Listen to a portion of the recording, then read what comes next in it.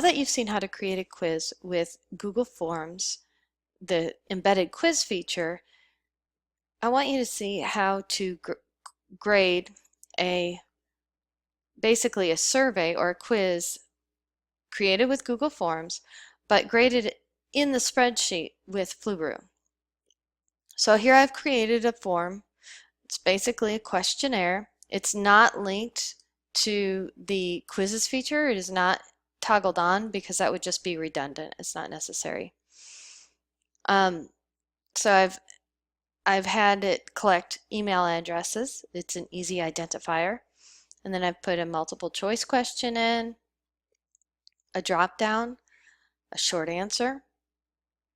And here, something you can't do with the quiz feature is I can automatically grade a linear scale. In fact, you can't even include a linear scale as a graded response with the quiz feature in Google Forms, as well as a multiple choice grid can't be graded with Google Forms, the quiz feature.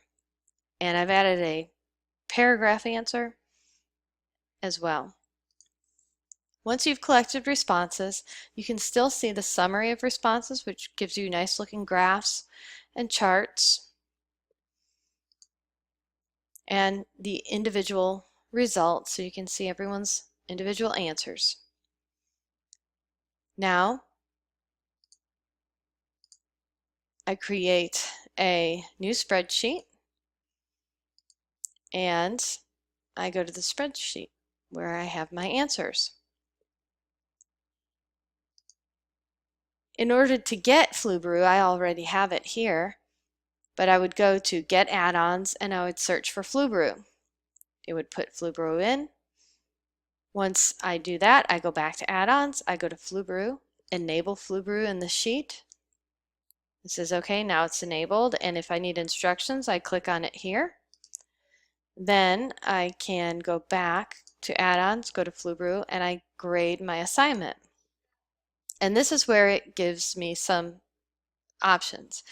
First, it asks me, how do I want to grade each of these? Well, the first one, it recognizes the email address, identifies students. And then the next ones, I can change to skip grading it, normal grading, grade by hand. And all of them are automatically assigned 1 point, but that can be changed.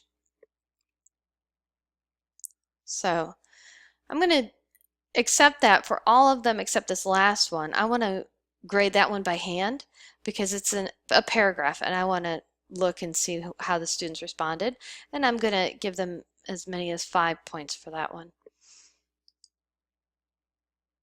Okay, I hit continue. I have to select which response is my answer key, and I have responded once myself, so I'm going to use that response as my answer key. Now it's grading my assignment. So what it does is it creates a second sheet. You'll see down here there's the student submission, that's the first one, and then the grades are on the second one.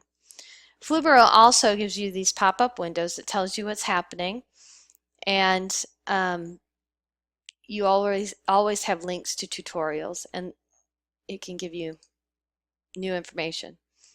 The orange indicate questions that are flagged because they don't have a good response rate. So I wanted to have those, but as a teacher I would say, oh, that one, most of the students are not doing well on this question. Maybe I need to reword it or reteach that idea. As you can see, the multiple choice grid is separated into 4 different points, 4 different answers. And here is the linear scale graded there. And here's a fill in the blank graded. I had an answer in my form that didn't only match 2 other responses. And finally, I want to grade this one by hand. So I go back to Flubaroo and I select grade questions by hand. It finds the column that needs to be graded by hand, and then it will go through the students as I want to. So I can do each one. Set that grade. Next. It blew up. I'm going to give that one a 4. I can add notes here as well, and it'll be sent in their email.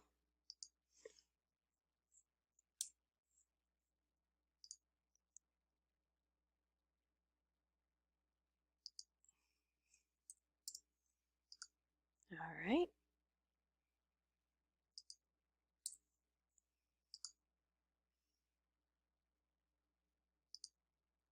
Okay, and I think I've just about answered all of them. Okay, now I've graded all of those. And I have my scores. I can either take the total points and put that into my grade book, or I can take the percentage and put that into my grade book. And that's as easy as it is. There are a lot more options with Flubaroo that I haven't shown you, and stay tuned for updates.